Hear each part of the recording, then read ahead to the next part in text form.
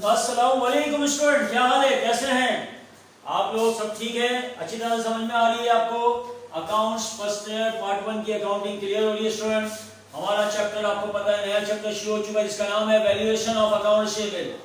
Right student, हमने valuation of account sheet के अंदर डिस्कस किया हुआ है, आपको बताया था कि वैल्यूएशन क्या होता है। अकाउंट शीट के ऊपर वो पैसा जो डूब जाने का खतरा होता है उसको हम लोग अलाउंस ऑफ बैड डेट्स का नाम देते हैं, और यही कैलकुलेट करना ही मेन हमारा इस सब्जेक्ट इस क्वेश्चन का जो है वो फोकस पॉइंट है या टारगेट पॉइंट है कि अपना बैड डेट निकालना। राइट, बैड डेट निकालने के लिए हमने शुरू से बताया हुआ है तीन तरह की अप्रोचेस होती हैं या तीन तरह के मेथड होते हैं। पहली अप्रोच का नाम क्या था? Income statement approach. Right student, दूसरी अप्रोच का नाम है बैलेंस शीट अप्रोच, और तीसरी अप्रोच का नाम है एजिंग ग्रुप। हम लोगों ने अभी पहली अप्रोच को स्टार्ट किया हुआ है जिसका नाम है इनकम स्टेटमेंट अप्रोच, और इस अप्रोच में स्टूडेंट हम लोग हमेशा किसके ऊपर बेस करते हैं? Net credit sale. Net credit sale, और आपको पता है नेट क्रेडिट सेल कैसे निकालते हैं, बहुत अच्छी तरह से आप लोग इसको जानते हैं। राइट स्टूडेंट, अच्छा, जो मैंने एक लास्ट टाइम क्वेश्चन करवाया था स्टूडेंट, याद होगा आप लोगों को? वो क्वेश्चन इनकम स्टेटमेंट बेस्ड था, उसके अंदर बैलेंस शीट अप्रोच भी पूछी गई थी, लेकिन मैंने कहा था छोड़ दिएगा बैलेंस शीट, जब तक हम डिस्कस ना कर लें उस वक्त तक यकीनन वो बैलेंस शीट अप्रोच को डिस्कस नहीं करेंगे। उसी सिलसिले में एक और बिल्कुल ऐसा ही सवाल मैंने निकाला स्टूडेंट, जो आपको मिलेगा 2014 का प्राइवेट क्वेश्चन नंबर आपका है 2। राइट स्टूडेंट, क्वेश्चन नंबर 2 है ये। आपने क्या करना है, ये आपका असाइनमेंट है, ये असाइनमेंट है, ये लोग आप कंप्लीट कीजिएगा, सेम उसी तरह कीजिएगा। अच्छा, तमाम काम कीजिएगा, देखिएगा उस सवाल की रिक्वायरमेंट कुछ भी आप छोड़ दें, मैं आपने रिक्वायरमेंट लिख रहा हूं, इस सवाल में आप क्या कीजिएगा, आप पास जर्नल एंट्रीज, तमाम एंट्रीज बनाइएगा जितनी भी ट्रांजैक्शन है ओपनिंग बैलेंस के अलावा। राइट, उसके बाद क्या बनाएंगे आप? टी अकाउंट बनाएंगे स्टूडेंट, जिसको हम लेजर भी कहते हैं। टी अकाउंट किस किस का टी अकाउंट? एक आप बनाएंगे अकाउंट रिसीवेबल का टी अकाउंट, और दूसरा आप बनाएंगे student allowance for bad debts का टी अकाउंट। क्लियर स्टूडेंट, ये तो काम। उसके बाद तीसरे में क्या करेंगे आप? नेट क्रेडिट सेल निकालिएगा, अगर जरूरत है तो देख लिएगा, नहीं है तो डायरेक्ट दी हुई तो सही है, नहीं तो आप कंप्यूटेशन बनाइएगा नेट के सेल। फोर्थ में आप क्या करेंगे? कंप्यूट कीजिएगा, allowance of bad debt compute करके दीजिएगा। कौन सी अप्रोच से? बाय इनकम स्टेटमेंट अप्रोच से। फिर उसकी बनाइएगा, जब आपका बैड डेट निकला है फाइनल, उसकी कौन सी एंट्री बनती है स्टूडेंट? एडजस्टिंग एंट्री पास की जाती है। एडजस्टिंग एंट्री बनाइएगा, और लास्ट और फाइनल आप बनाइएगा पार्शियल बैलेंस शीट। तो स्टूडेंट, आई होप कि यकीनन जो मैंने काम किया इस सवाल इस तरह से इन ऑल रिस्पेक्ट आप कंप्लीट करेंगे स्टूडेंट। राइट, देख लें, नोट कर लें, ये 2014 का प्राइवेट क्वेश्चन नंबर 2 है, ये कंप्लीट कीजिएगा। ये तमाम के तमाम 6 जो रिक्वायरमेंट मैंने लिखी हैं ये सब कंप्लीट कीजिएगा, और मुझे चाहे तो व्हाट्सएप पे इसकी पिक्चर दिखा दिएगा। राइट, जो लोग करते जाएं। क्लियर स्टूडेंट, और आज हम इसी सिलसिले में स्टूडेंट एक और सवाल डिस्कस करने जा रहे हैं, वो भी हमारा यकीनन अभी इनकम स्टेटमेंट का ही है, उसको डिस्कस करेंगे, और उसके अंदर हम एक छोटी सी नई बात भी या नई ट्रांजैक्शंस भी सीखेंगे। राइट स्टूडेंट, बिल्कुल। तो देखिएगा स्टूडेंट, मैं जो आज सवाल करवाने जा रहा हूं वो एयर है मेरे पास, मैंने एयर निकाला हुआ है। कौन सा एयर है जो मैंने निकाला, जो आपको करवाना है वो एयर है स्टूडेंट मेरे पास 2012 प्राइवेट। राइट, मैं लिख दूं ताकि आपको याद है पूरे उसके ऊपर। वीडियो में 2012 का भी प्राइवेट है, और क्वेश्चन नंबर मैं करवा रहा हूं इसका स्टूडेंट 4 का ए पार्ट। बी पार्ट नहीं कर पाएंगे क्योंकि बी पार्ट में अभी दूसरी अप्रोच है, दूसरी बातें कर रहा है जो अभी हमने डिस्कस नहीं करी है स्टूडेंट। अभी हम सिर्फ और सिर्फ इसका ए पार्ट ही कर पाएंगे। सही है स्टूडेंट, अभी हम 4 का ए पार्ट ही डिस्कस कर रहे हैं। जनाब सवाल मैं आपके साथ शेयर करूंगा, राइट। 5 फेस यकीनन आपके पास होना भी चाहिए और आप 5 फेस से देख सकते हैं और स्क्रीन पर भी आप देख सकते हैं। तो मैं आपके साथ शेयरिंग कर रहा हूं, सवाल सुनिएगा। देखिए स्टूडेंट, ये क्वेश्चन नंबर 4 का ए पार्ट है, लिखा हुआ है XY company has the following balances on January 1st 2008। Account receivable control ₹4 lakh, allowance for bad debts ₹5,000। During the year company completed the following transactions. Transaction 3 ही पास किए हैं, सही ना। कहता है on the total sale 20% is cash sale which amount to ₹80,000। दूसरा बोलता है सेल्स डिस्काउंट ₹10,000, दिख रहा है आपको। और थर्ड में कहता है एडवांस फ्रॉम कस्टमर ₹1,50,000। तो स्टूडेंट हम जो आज पहला काम करेंगे, मैं बताता चलूँ यहाँ पे आपको पता ही है, लास्ट टाइम बताया था कि आपके हर सवाल में स्टार्टिंग में, राइट स्टूडेंट, स्टार्टिंग में आपके हर सवाल के स्टार्टिंग में हमेशा मैंने क्या कहा था कि 2 अकाउंट्स के बैलेंसेस होंगे। कौन कौन से 2 अकाउंट्स होंगे आपके पास? नॉर्मली 1 जनवरी को आपके पास एक अकाउंट रिसीवेबल का बैलेंस होगा, राइट। और मैंने आपको क्या कहा था कि इसका जो बैलेंस आपको गिवन होगा वो एक तो कौन सा बैलेंस कहलाएगा स्टूडेंट? ओपनिंग बैलेंस कहलाएगा। जो बैलेंस होगा वो कौन सा होगा? ओपनिंग होगा। और इसका ओपनिंग बैलेंस हमेशा कहां होता है स्टूडेंट? डेबिट में होता है, राइट। इसका तो होता ही डेबिट में हर हालत में, चाहे मेंशन हो या ना हो, अकाउंट सेल का ओपनिंग बैलेंस डेबिट में ही होता है, राइट। इसके साथ साथ जो दूसरा अकाउंट जिसका बैलेंस गिवन होता है स्टार्ट में, उसका नाम होता है allowance for bad dates. Allowance for bad dates. तो इसका भी जो बैलेंस गिवन होगा वो भी कौन सा होगा? इस साल का ओपनिंग बैलेंस कहलाएगा। और जब आपको मैंने बताया था इस बैलेंस के साथ कोई भी साइड या साइन मेंशन ना हो, कि डेबिट क्रेडिट कुछ भी ना लिखा हो, तो क्या बात की थी हमने कि इसका बैलेंस भी हमेशा कौन सा लिया जाएगा? ये हमेशा क्रेडिट माना जाएगा, अगर मेंशन नहीं है तो। लेकिन अगर कभी कभी कंडीशन ऐसी भी होती है कि डेबिट में भी होता है तो डेबिट होगा, तो बाकायदा मेंशन होगा स्टूडेंट।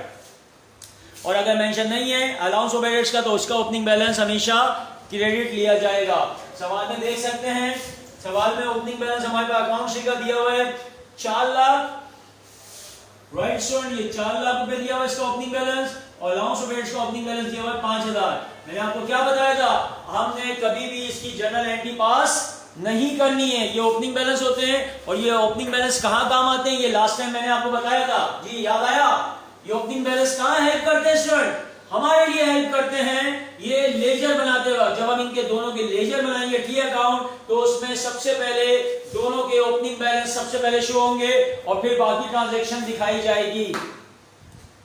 सही है स्टूडेंट? अच्छा, अब ये 3 ट्रांजैक्शन है। अब मैं आपको एंट्रीज, ट्रांजैक्शंस की एंट्री बनाने जा रहा हूं, राइट स्टूडेंट। बड़ी इंपॉर्टेंट एंट्रीज है और इसमें कुछ नया मैं कॉन्सेप्ट भी आपको समझाऊंगा कि कैसे कैलकुलेट किया जाता है। जब फर्स्ट ट्रांजैक्शन देखिएगा, लिखा है of the total sale, right. एक वर्ड कह रहा है कि of the total sale 20% is cash sale which amount to ₹80,000। वो कहता है कि जो टोटल हमने इस साल सेल करी है स्टूडेंट, जरा कॉन्सेप्ट बनाइएगा। बोलते हैं जो मैंने टोटल सेल करी है उसमें 20% जो सेल है वो 80,000 रुपए की है। जिस स्टूडेंट बात समझ आइए, इसके बोले of the total sale 20% of cash sale amount to ₹80,000। Student बात की समझे, इसका मतलब है कि उसने हमें टोटल सेल नहीं बताई, टोटल सेल का अमाउंट नहीं बताया। एक बात ध्यान में रखिएगा स्टूडेंट, जब मैं टोटल सेल की बात करता हूं, मैं पहले ही बता चुका हूं, टोटल सेल दोनों सेल की कॉम्बिनेशन को कहते हैं cash cell plus credit sale. जब ये दोनों सेल को हम मिलाते हैं तो उसको टोटल सेल कहते हैं। ये बात तो डन की जगह निकाल दिया, राइट। अब वही कहता है कि जो टोटल मैंने सेल करी है, हमें टोटल सेल का अमाउंट सवाल में नहीं दिया हुआ है स्टूडेंट, हमें ये मिसिंग है, ये क्वेश्चन मार्क है। लेकिन वो ये कह रहा है कि जो मैंने टोटल सेल करी है उसमें टोटल सेल की जो कैश सेल है, राइट, वो 20% है। ये तो आप समझ जाए, यानी कि जो टोटल सेल है, देखें टोटल जो चीज होती है वो हमेशा कितने परसेंट होती है स्टूडेंट? 100% होती है। बात तो मानते हैं आप, बहुत कॉमन सी बात है ना? क्लियर है? इसका मतलब है अगर मुझे एक 100% में एक परसेंटेज बताई जाएगी, एक परसेंटेज इसकी है, तो दूसरी परसेंटेज कितनी होगी? अगर मैं कहता हूं टोटल सेल 100% है, ऑफ कोर्स मेरे कारोबार की टोटल सेल 100% है, उसके अंदर कैश सेल कितना परसेंट बताया कि 20% है, तो कॉमन सेंस है अल्टीमेटली हमारी क्रेडिट सेल कितने परसेंट होगी स्टूडेंट? यकीनन 80%। एग्री इस बात पे? तो मानते ना? शाबाश। ये 80% है, 80,000 नहीं बोल रहा हूं मैं, 80% कह रहा हूं। चलिए ये बात तो क्लियर हो गई है। अब अगर क्या करना है स्टूडेंट, मुझे अब क्या करना है, टोटल सेल का अमाउंट निकालना। मुझे 20% बता दी कि 20% जो सेल है वो अमाउंट में 80,000 की करी है, तो मुझे अब ये मालूम करना है कि मेरी टोटल सेल कितनी है। अगर स्टूडेंट मुझे अपनी टोटल सेल मिल जाए इसकी वजह से, और जैसे मैं निकाल के दिखाऊंगा, तो जब मुझे टोटल मिल जाएगी तो मैं क्रेडिट सेल भी बआसानी निकाल सकता हूं। सही है? ये मैं कैलकुलेशन कर रहा हूं, ये आप इसी में नहीं कीजिएगा, आप लोग अलग पेज पे नोट डाल के कीजिएगा जो मैं काम कर रहा हूं, राइट? यहां पे सिर्फ एंट्रीज बनेगी। तो अब सुने स्टूडेंट, हम क्या करते हैं, टोटल सेल पहले निकालते हैं। टोटल सेल के लिए हम मानते हैं, क्या मानते हैं? हम बोलते हैं टोटल सेल जो है वो इक्वल है किसके? कैश सेल के। और हम ये कहते हैं कि कैश सेल जो है वो खुद इक्वल किसके? यानी कि कैश सेल जो है वो कितना परसेंट है आपकी टोटल सेल का? हम कहते हैं 20%। अगर मैं 20% को 20/100 लिख दूं तो स्टूडेंट क्या गलत होगा? बिल्कुल नहीं होगा। परसेंट का मतलब ही 100 होता है, पता ही आपको, तो मैंने ऐसे लिख दिया, राइट? अब मैं टोटल सेल निकालने जा रहा हूं। मैंने कहा कि टोटल सेल को हम बोलते हैं कैश सेल के बराबर है, और कैश सेल खुद किसके बराबर है? 20/100। अब स्टूडेंट क्या करें, आप अपना कैश सेल का अमाउंट दिखाएं, कितना है? 80,000। आपकी कैश सेल कितने की हुई है? 80,000 रुपए की हुई है स्टूडेंट। अब आप क्या करें, 80,000 बराबर है, इक्वल है कितने परसेंट के? 20% के, 20/100। अब मुझे स्टूडेंट, अब देखें टोटल सेल निकालिए। टोटल सेल का मतलब है मुझे कितने परसेंट निकालना है? टोटल 100% निकालना है। मैं 100% निकाल रहा हूं, तो तरीकेकार ये है, आप कैश सेल का अमाउंट यहीं रखें और आप इस रेशो को, इस परसेंटेज को उठा के इस हैंड पर ले आए। यहाँ 20/100 है, आपको पता है जब रेशो चेंज होती है परसेंटेज, आप दूसरे हैंड पे लेके जाते हैं किसी फिगर को, तो वो अपना साइन चेंज कर लेता है। अगर वहां मल्टीप्लाई हो रहा है तो यहाँ के डिवाइड, वहां डिवाइड हो रहा है तो यहाँ मल्टीप्लाई, यहाँ प्लस होता है, यहाँ माइनस, पता है ना? तो यहाँ 20/100 है, यहाँ आगे क्या हो जाएगा? शाबाश, 100/20 हो जाएगा। अब जरा कैलकुलेट कर लें, आप 80,000 को मल्टीप्लाई कर दें स्टूडेंट 100 से और डिवाइड कर दें स्टूडेंट 20 से, तो हमारे पास आता है सीधा सीधा 4 लाख रुपए। ये हमारे पास क्या आ गई स्टूडेंट? ये हमारे पास आ गई टोटल सेल। चले जी, हमें टोटल सेल तो मिल गई स्टूडेंट, क्लियर है स्टूडेंट? हमें टोटल सेल मिल गई कि 4 लाख की हमने सेल करी थी इस साल, और जिसके अंदर हमारी क्रेडिट सेल कितनी है स्टूडेंट? 20,000 की, सॉरी कैश सेल कितनी है हमारे पास? 80,000 रुपए की, हमें वो भी पता है। तो क्या स्टूडेंट, मुझको अब क्रेडिट सेल निकालना क्या मसला है? बिल्कुल नहीं है। देखें अब मैं यहां पे काम कर रहा हूं, मिटा दूंगा, तुम्हें एंट्री बनानी है। अब मुझे यहां पे अपनी क्रेडिट सेल निकालनी है, तो क्रेडिट सेल निकालने के लिए मैं क्या ले लूं? अब मुझे टोटल सेल पता चल गई है स्टूडेंट, टोटल सेल, और टोटल सेल में से कौन सी सेल निकाल दूं मैं? जब टोटल में कैश भी शामिल है, क्रेडिट में, तो टोटल में से क्या लेस कर दूं? सर सीधा सीधा कैश सेल को लेस कर दें, तो आपकी कौन सी सेल आ जाएगी? क्रेडिट सेल आ जाएगी। शाबाश। तो स्टूडेंट ये मैं मिटा रहा हूं, कॉपी तो कर चुके होंगे आप लोग। अब आपने वैल्यू पुट कर देना है। टोटल सेल कितनी निकाली हमने? ये 4 लाख, और इसके अंदर कैश सेल कितनी शामिल है? 80,000। तो इसका मतलब सीधा सीधा है हमारी इस साल की जो क्रेडिट सेल है स्टूडेंट, वो कितनी है? 3,20,000,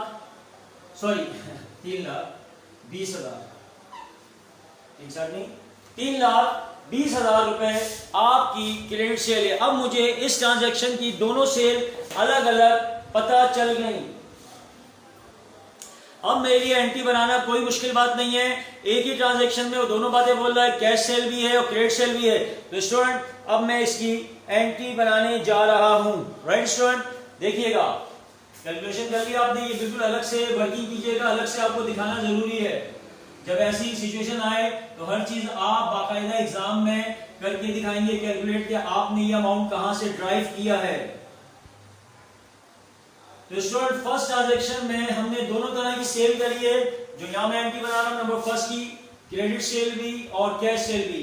देखिए स्टूडेंट, हम चाहे कैश पे सेल करें या क्रेडिट पे सेल करें, दोनों के अगेंस्ट सेल क्रेडिट में आती है, राइट। हमने जो कैश पे करी तो कैश डेबिट आया, कैश कितने का डेबिट आया 80,000 का, और क्रेडिट पे सेल कितनी करी 3,20,000 की। तो क्रेडिट सेल के अगेंस्ट कौन सा अकाउंट ओपन करते हैं स्टूडेंट, अकाउंट रिसीवेबल, वो कितने का 3,20,000 का, और दोनों के अगेंस्ट क्या आएगा स्टूडेंट क्रेडिट में सेल आएगी, कितने की आएगी सेल 4 लाख की। स्टूडेंट क्लियर है, राइट। नरेशन लिखते हैं यहां पे, to record sale on cash and credit. चलिए पहली ट्रांजैक्शन हो गई, इसको कॉपी करें, फिर अगली ट्रांजैक्शंस के बारे में बात करते हैं।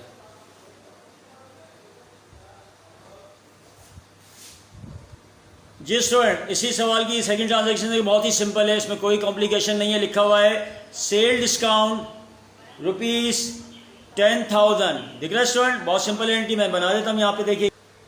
जी स्टूडेंट, पता है आपको सेकंड एंट्री बहुत सिंपल है, क्या होती है, सेल डिस्काउंट है, सेल डिस्काउंट डेबिट और account receivable credit.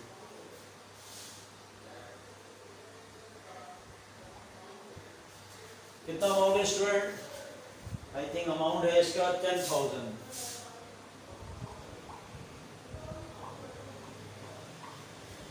With narration to record sale discount to customer. चलिए स्टूडेंट, सेकंड बता रहे हैं, अब थर्ड की बात करते हैं, उसके अंदर भी कुछ बातें डिस्कस करेंगे। नहीं जिस नंबर थर्ड ट्रांजैक्शन इसकी देखिएगा, लिखा हुआ है एडवांस फ्रॉम कस्टमर 1,50,000, राइट। अब जरा इस पर डिस्कस करते हैं कि एडवांस फ्रॉम कस्टमर, क्योंकि मैंने आपको अपनी जनरल एंट्रीज में ऐसी कोई एंट्री नहीं करवाई थी, लेकिन आज हम डिस्कस करते हैं ये एडवांस फ्रॉम कस्टमर जो है बेसिकली क्या शो करता है। देखिएगा, सबसे पहली बात स्टूडेंट याद रखिएगा, हमारी ट्रांजैक्शन जो है वो कुछ इस तरह से आ सकती है, या तो लिखा हुआ आएगा advance from customer,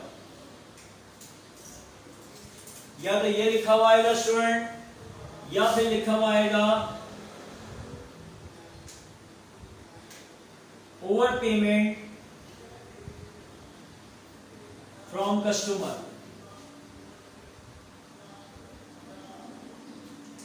right student, या तो लिखा होगा एडवांस फ्रॉम कस्टमर, या फिर लिखा होगा over payment from customer. Clear है स्टूडेंट। तो अगर ये दोनों बातें आए स्टूडेंट, क्लियर है, या तो एडवांस फ्रॉम कस्टमर आ रहा होगा या ओवर पेमेंट बाय कस्टमर, इसका मतलब क्या होता है स्टूडेंट, इसका मतलब ये होता है एक कस्टमर जिसका हमारे पास अकाउंट रिसीवेबल लेट सपोज हमारे पास एक अकाउंट रिसीवेबल था स्टूडेंट 50,000 रुपए का, सही है स्टूडेंट, यानी कि हमें एक कस्टमर से 50,000 रुपए रिसीव करने थे, लेकिन हुआ क्या, कस्टमर गलती हो गई, ना मुझे याद रहा ना कस्टमर को याद नहीं रहा। अभी देखते हैं कस्टमर की सोच भी देखते हैं और अपनी भी, हम अपना नजरिया भी देखेंगे। कस्टमर हमें इस 50,000 के अगेंस्ट 70,000 रुपए टोटल देके चला गया। बात समझिएगा, हमारे पास एक कस्टमर की कलेक्शन जो करनी थी, अकाउंट से ओपन था वो 50,000 का, लेकिन वो हमें 70,000 रुपए देके चला गया। अब अगर मैं कस्टमर की पॉइंट ऑफ व्यू से बात करूं कि कस्टमर का पॉइंट क्या हो सकता है, उसके 2 पॉइंट हो सकते हैं बिल्कुल। वो उसको ये बात पता थी कि मुझे 50 देना है, लेकिन मैं वो 70 दे गया। क्यों दे गया, क्योंकि स्टूडेंट ये हमारा पुराना कस्टमर है और ये रेगुलर कस्टमर है और ये हमेशा सेल परचेसिंग करता रहता है, राइट। उधार पे लेके आता है, पैसे दे जाता है, बहुत ये सिलसिला चलता रहता है मेरा, इसका सालों साल चल रहा है, राइट।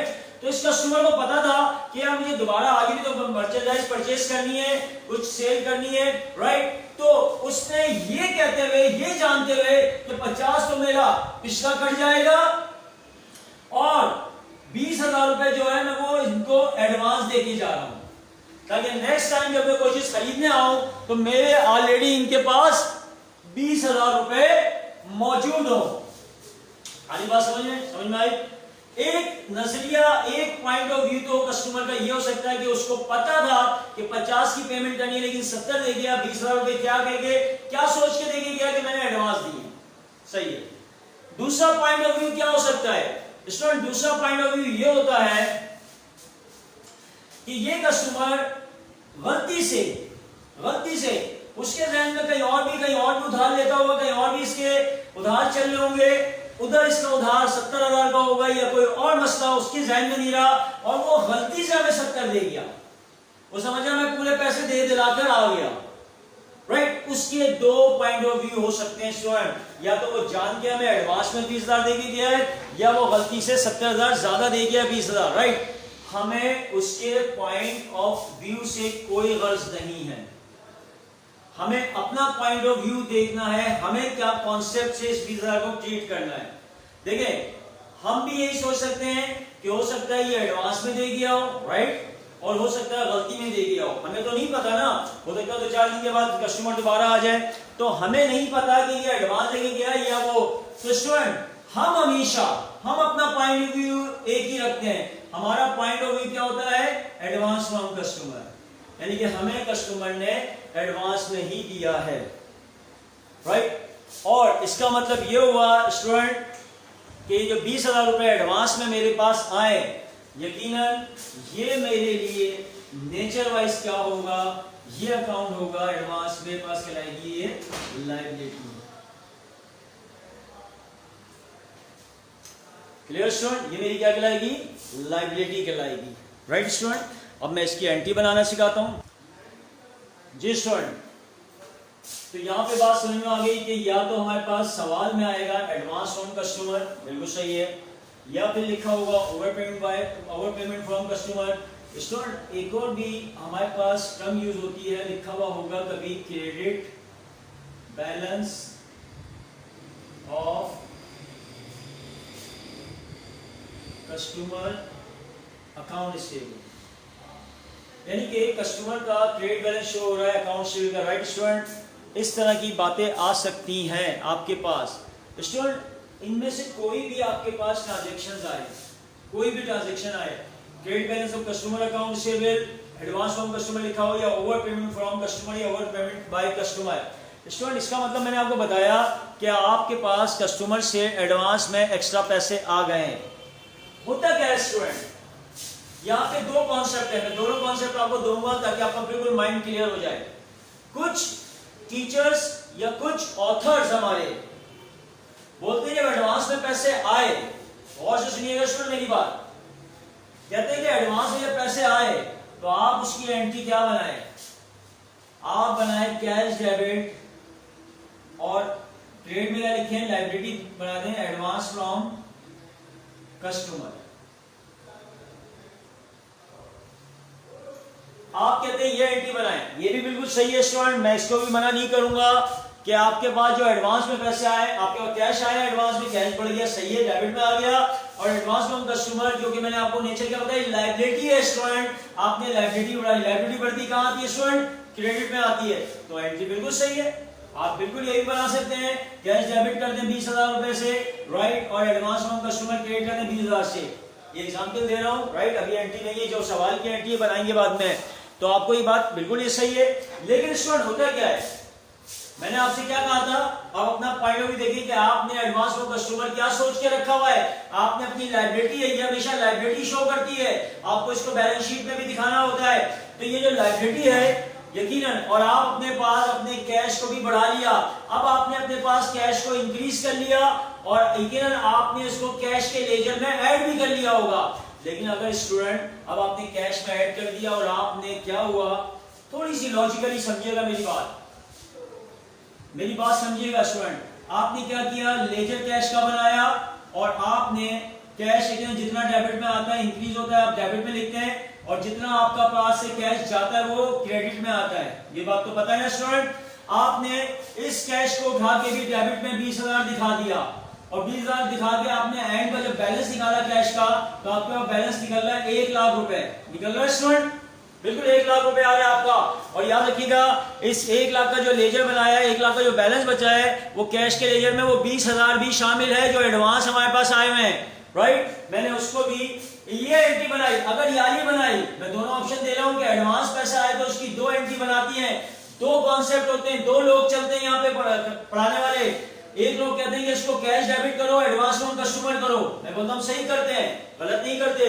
लेकिन साथ में मैं ये भी कहता हूँ कि ये जो कैश बनाते हो, ये कैश आपका कहाँ जाएगा, आपके कैश के लेजर में जाएगा, आपकी कैश बुक में जाएगा, और आपका कैश इंक्रीज कर देगा। मानते ना ये बात, बिल्कुल समझ में आ रही है। यानी कि इस कैश को डालकर ही आपका एंडिंग बैलेंस कैश का 1 लाख आ रहा है। अब क्या होगा कि आप अपने कैश के बैलेंस को देख के ही आप अपना बजट बनाते हैं कि यार मेरे पास कितना कैश मौजूद है, मैं इससे क्या क्या काम कर सकता हूं, मैं इससे ये कर सकता हूं, ये कर सकता हूं, ये, राइट। आपने पूरा बजट बना लिया, लेकिन बाद में 2-4 दिन के बाद, बजट बनाने के बाद अचानक वो कस्टमर आके अपना क्लेम कर देता है,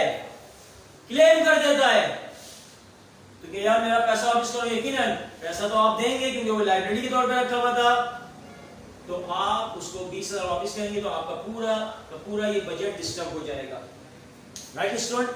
पूरा का पूरा बजट डिस्टर्ब हो जाएगा।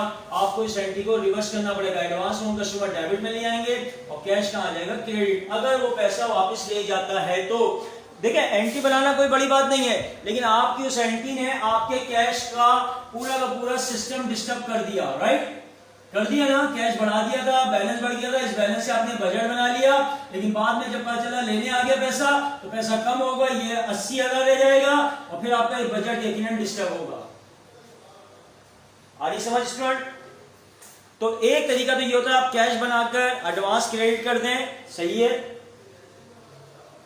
लेकिन हम जो ज्यादातर पढ़ते हैं वो ये होता है, क्योंकि हमारा दूसरा कॉन्सेप्ट ये कहता है कि जब भी एडवांस में पैसे आए तो आप उसको अपना कैश ना बनाओ, मतलब कैश के लेजर में लेकर नहीं जाओ, क्योंकि कैश में लेकर और कल को वापस करना पड़ा तो पूरा कैश का लेजर डिस्टर्ब होगा। तो यहां पे सुन लो स्टूडेंट कि जब भी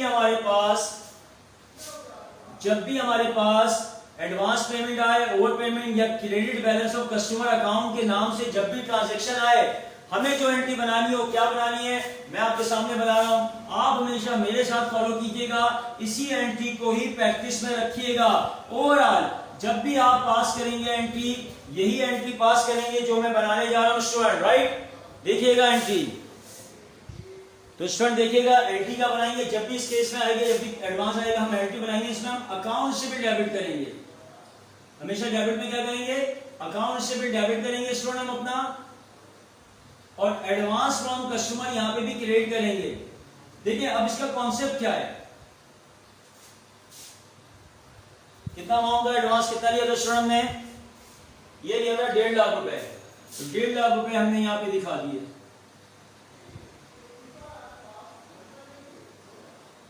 तो नरेशन लिख दी, to record advance from customer. सही स्टूडेंट, हमेशा हम ये बनाएंगे। अब इसके भी आगे सुनिएगा, देखिए स्टूडेंट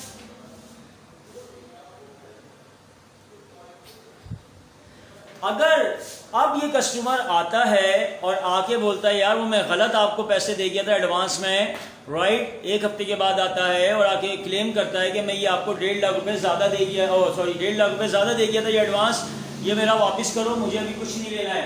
तो देखिए आप क्या करेंगे, सिंपली अगर वो आज वापस पैसा ले जाता है तो आप इस एंट्री को रिवर्स कर देंगे। क्या कर देंगे, एडवांस फ्रॉम कस्टमर डेबिट चला जाएगा लाइब्रेरी, अकाउंट से बिल क्रेडिट आएगा। हमारे कारोबार के कैश पे कोई फर्क नहीं पड़ेगा, क्योंकि जो एडवांस आया था हमने उसको अपना कैश माना ही नहीं। जब माना नहीं तो ये कैश हमारे टी अकाउंट में भी नहीं गया होगा, जब टी अकाउंट में नहीं गया होगा तो उसका बैलेंस भी नहीं बढ़ा होगा, और जब बैलेंस नहीं बढ़ा होगा स्टूडेंट तो हमने उसके हिसाब से बजट भी नहीं बनाया होगा। आई समझ स्टूडेंट? तो इस वजह से आपके पास अब ओवरऑल अकाउंट शीट के सवाल में जब भी एडवांस में कस्टमर का कलेक्शन हो जाए, एडवांस में पैसे आ जाए, तो आपने हमेशा यही एंट्री बनानी है। क्या बनानी है? Account sheet debit advance from customer credit. Clear है स्टूडेंट? नरेशन लिख दिए। अब आगे देखते हैं क्या काम करना है हमें। वही काम करना है जो हमने कल किए थे, लेकिन बहरहाल इसमें जो नई बातें थी आज डिस्कस करी मैंने। आगे देखिएगा स्टूडेंट, रिक्वायर्ड देखिए सवाल लिखा, prepare adjusting general entries if allowance for bad dates is estimated at 1/2 यानी कि half of 5% of net credit sale। सही है स्टूडेंट? एक तो बात यही कि सेल पे अपना बैड डेट लगने वाला जो भी होता है वो हमेशा कौन सी अप्रोच होती है? Income statement approach. सही है स्टूडेंट? तो हमें समझ में आ गया सेल पे कह रहा है, बट देखिए थोड़ी सी परसेंटेज डिफरेंट बोलता है। कितना लिए? हाफ लीजिएगा, half of 55% of net credit sales. ये हमारा बैड डेट इस साल का होगा। और फिर बोलता है पार्शियल बैलेंस शीट बनाएं 2009 के एंड पे।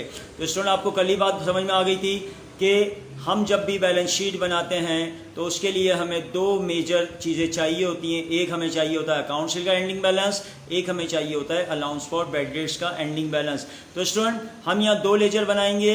आपको पता है एक लेजर हमारा 100% कंप्लीट हो जाएगा अकाउंट सिबिल का, राइट, लेकिन हम अलाउंस ऑफ बैड डेट्स का लेजर बनाएंगे बट वो कंप्लीट नहीं करेंगे। क्यों नहीं करेंगे?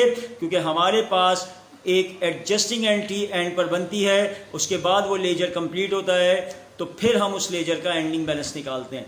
Right student? अब मैं आपको अकाउंट का लेजर बना रहा हूँ, फिर अलाउंस का लेजर बना रहा हूँ। जी स्टूडेंट, ये दो लेजर मैंने बना लिए। सबसे पहले हम रिकॉर्ड करते हैं कल के तरीके से। सबसे पहले स्टूडेंट हमेशा इसके अंदर पोस्टिंग करते हैं। मैंने बताया था सबसे पहले ओपनिंग बैलेंस। तो हमारे पास 1 जनवरी 2009 को जो ओपनिंग बैलेंस है, जनवरी 1 2009 को जो हमारे पास बैलेंस है अकाउंट का ओपनिंग बैलेंस कितना दिया हुआ है? 4 लाख रुपए बैलेंस दिया हुआ है। सही है स्टूडेंट? ओके। और उसके बाद हमें 3 ट्रांजैक्शन बनाइए। हम 3 ट्रांजैक्शन को देखते हैं। पहली एंट्री अगर आप देखते हैं तो उसके अंदर अकाउंट शीट डेबिट में तो आ रहा था, कितने का आ रहा था? वो आ रहा था स्टूडेंट पहली ट्रांजैक्शन में सेल की वजह से कितने का आ रहा था? 3,20,000 का। याद है ना? क्योंकि सेल तो हमारी 4 लाख की हुई थी, लेकिन उसके अंदर हमारी 80,000 की कैश सेल थी और जो अकाउंट शीट ओपन हुआ था स्टूडेंट वो हुआ था 3,20,000 का। उसके बाद अगर अगली ट्रांजैक्शन देखते हैं तो उसमें सेल डिस्काउंट हुआ है 10,000 का। तो सेकंड ट्रांजैक्शन में हमारा अकाउंट शीट डेबिट में आ रहा है और उसकी वजह क्या है? Sale discount 10,000। सही है स्टूडेंट?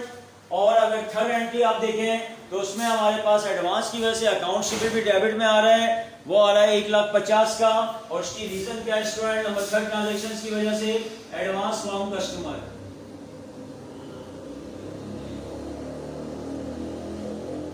1,50,000।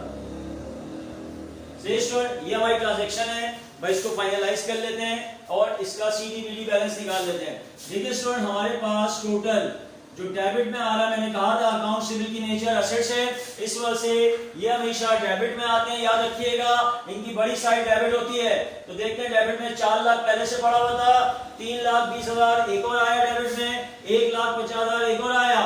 तो इस तरह हमारे पास 8,70,000 रुपए टोटल डेबिट में आ रहे हैं। मिल गए?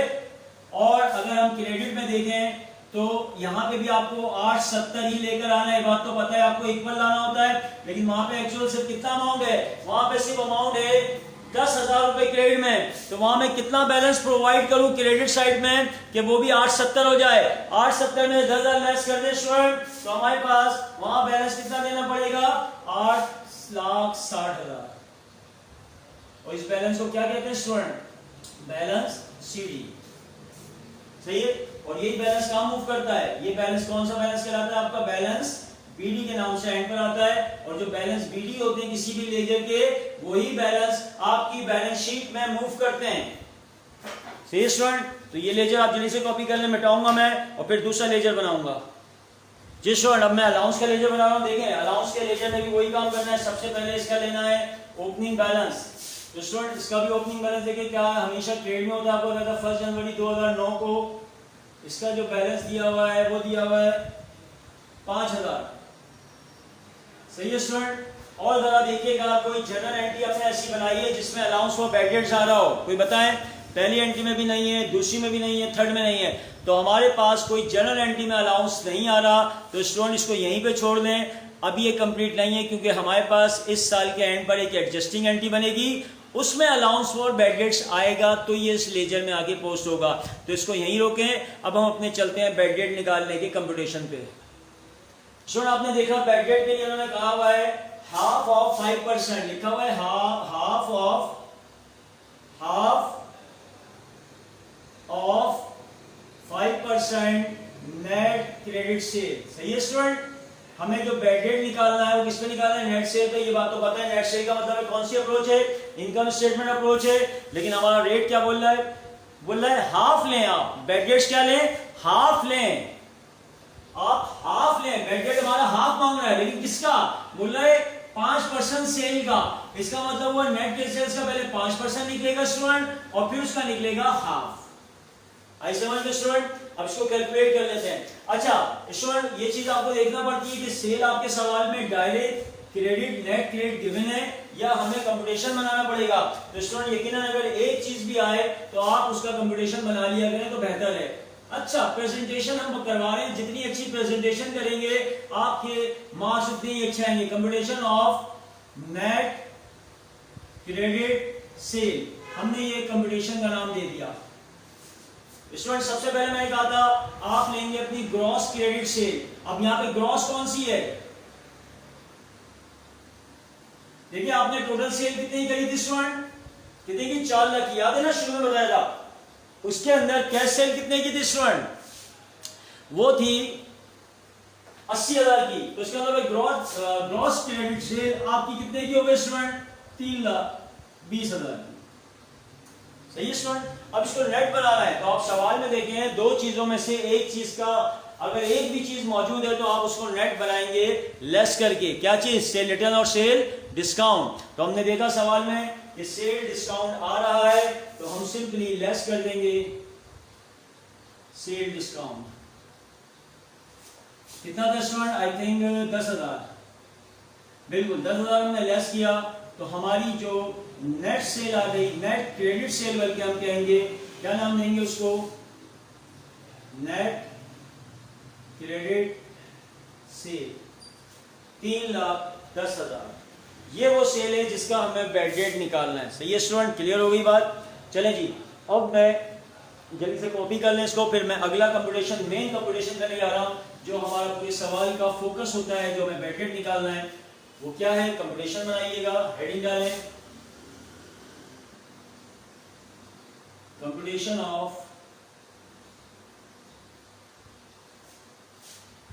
अलाउंस फॉर बैड डेट्स, इसके जरिए निकालने by income statement approach, income statement approach.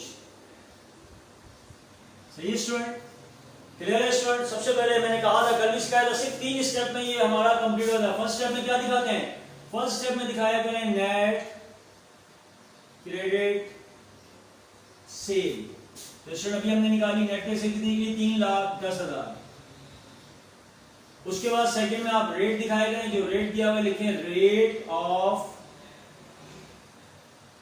Allowance for bad dates is half of 5% of credit sale, right, वो आगे लिखें।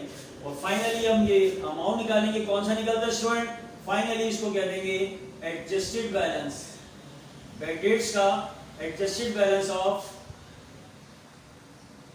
Allowance for bad dates. और इसकी कैलकुलेशन मैं नीचे करके आपको दिखा रहा हूं स्टूडेंट ताकि आप लोगों को समझ में आ जाए।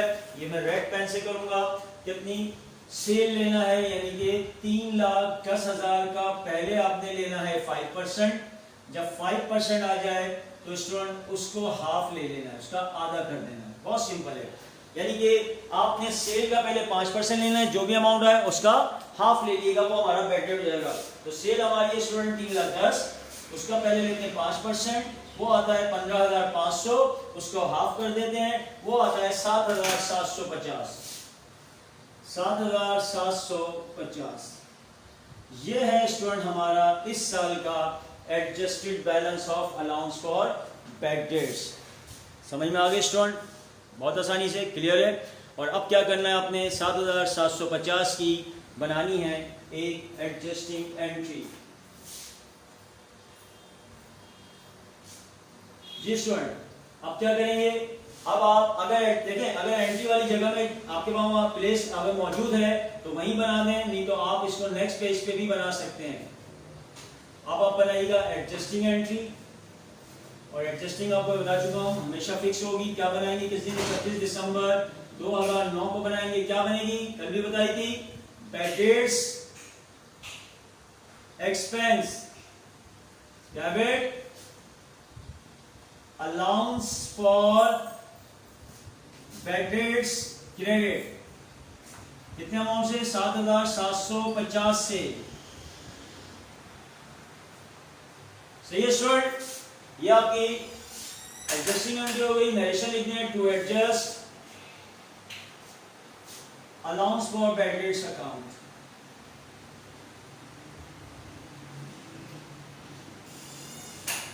चले जी, ये एंट्री कॉपी करें स्टूडेंट जल्दी से। और मैंने आपको बताया था कि हमने अलाउंस का लेजर कंप्लीट नहीं किया था। क्यों नहीं किया था स्टूडेंट? क्योंकि हमें ये इस साल एक एडजस्टिंग एंट्री बनानी है, और इस एंट्री में हमारे पास अलाउंस ऑफ बैड डेट्स एक दफ़ा फिर आया है, और ये यहाँ से मूव करके अपने लेजर में जाएगा। Right student? तो देखिएगा, अब हम मूव कर रहे हैं, हम भी मूव कर रहे हैं, आपको कैमरा मूव होते दिखेगा। अब मैं इस अलाउंस ऑफ बैड डेट्स को जो क्रेडिट में आ रहा है अपने लेजर में ले जाऊंगा। आप देखिएगा, ये लेजर है हमारे पास। आपको इस लेजर को अब मैं कंप्लीट करता हूँ। क्रेडिट में अलाउंस आ रहा था तो स्टूडेंट मैंने ये क्रेडिट में दिखा दिया। किस दिन दिखा दिया, 31 दिसंबर 2009 को। और किसके अगेंस्ट दिखा दिया, बैड डेट्स एक्सपेंस के बाद कल भी बता चुका हूँ, बैड डेट्स एक्सपेंस। राइट? कितना आ रहा है स्टूडेंट, 7750 आ रहा है। अब इसको फाइनलाइज करना है स्टूडेंट। फाइनलाइज करने के लिए तो दोनों को प्लस कर लें, 7 और 5 होते हैं आपके पास कितना, 12750। ये टोटल आपका क्रेडिट में आ रहा है, डेबिट में कुछ भी नहीं है। तो डेबिट में भी आपको सेम अमाउंट ही लाना है, 12750 रुपए का। अब आपके पास कुछ भी अमाउंट नहीं है तो आपको ऊपर जो बैलेंस देना पड़ेगा, छोटी साइड का बैलेंस क्या कहलाता है, सीडी बैलेंस कहलाता है। तो 12750 ही, आई थिंक एक साथ ज्यादा लगा लिया था, 12750। राइट?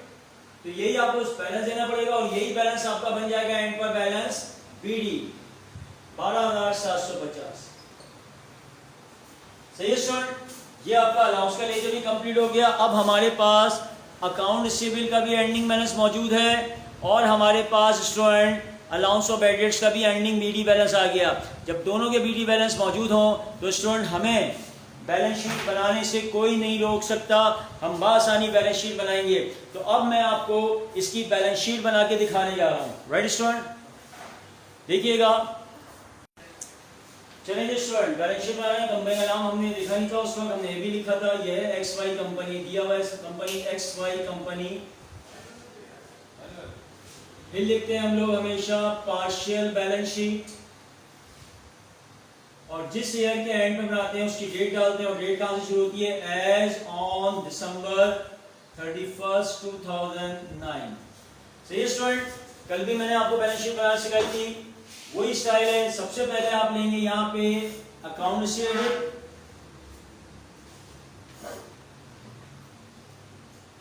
कितना बैलेंस निकला था स्टूडेंट, याद करें। अकाउंट शीट का हमारा एंडिंग बैलेंस कितना आया था, 8,60,000 रुपए, याद है ना। तो वो आपका बिजली बैलेंस यहाँ पर आ जाएगा 8,60,000 रुपए, और इसमें से आप लेस कर दें स्टूडेंट क्या, अलाउंस फॉर बैड डेट्स, जो आपके पास अभी अभी लेजर आपने बनाया था। अलाउंस फॉर बैड डेट्स का भी एंडिंग बैलेंस आप उठा लें, 12,750, या आप इसमें से माइनस कर दें स्टूडेंट। हम माइनस करके दिखाते हैं कितना बचता है, 8,60,000 माइनस 12,750। तो स्टूडेंट हमारे पास आता है 8,47,250। ये अमाउंट आ गया, और इस अमाउंट को हमने क्या नाम दिया था, कल आपको बताया था, इसको कहते हैं net realisable value. Net realisable value. अच्छा स्टूडेंट, यहां तक मैंने कल बैलेंस शीट बनाई थी, क्योंकि हमारा बैलेंस शीट के यही आइटम थे। लेकिन आज देखिए, मैंने कल जाते जाते बात बताई थी कि अक्सर इस बैलेंस शीट में एक और एक्स्ट्रा आइटम आ सकता है, आप वो दिखाया करें, राइट स्टूडेंट। तो यहाँ पे जो हमारे पास एक एक्स्ट्रा अमाउंट आ रहा है जिसका नाम था एडवांस फ्रॉम कस्टमर, वो हमारी लायबिलिटी है, मैंने बताया था। तो आपको पता है बैलेंस शीट यहाँ पे लायबिलिटीज आती है, तो आप अगर सवाल में एक्स्ट्रा ऐसा आइटम आ जाए जो आपकी बैलेंस शीट में जाता है, आप उसको सवाल में शो ऑफ किया करें। एडवांस फ्रॉम कस्टमर के नाम से भी आप यहाँ पे दिखाएंगे कितना, 1.5 लाख। लेकिन फिर भी ये पार्शियल बैलेंस शीट की होगी स्टूडेंट, हम इसको अभी भी कंप्लीट नहीं कहेंगे क्योंकि दोनों साइडें सेम नहीं है।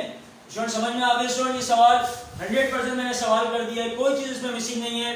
अब इसी तरह के बहुत सारे सवाल आप देखिएगा, एक सवाल मैंने आपको असाइनमेंट के तौर पे दिया, इंशाल्लाह उम्मीद करता हूँ कल तक मुझे आप लोग को चेक करवाएंगे व्हाट्सएप पे, और बाकी भी आप ट्राई किया करें। इंशाल्लाह मैं अगली क्लास में और भी सवाल आपको एज अ असाइनमेंट दे दूंगा, बता दूंगा कौन से सवाल आप आसानी कर सकते हैं। Clear student, right? यहाँ तक मुझे इजाजत दीजिएगा, इंशाल्लाह नेक्स्ट क्लास में मिलते हैं। टेक केयर, खुदा हाफिज।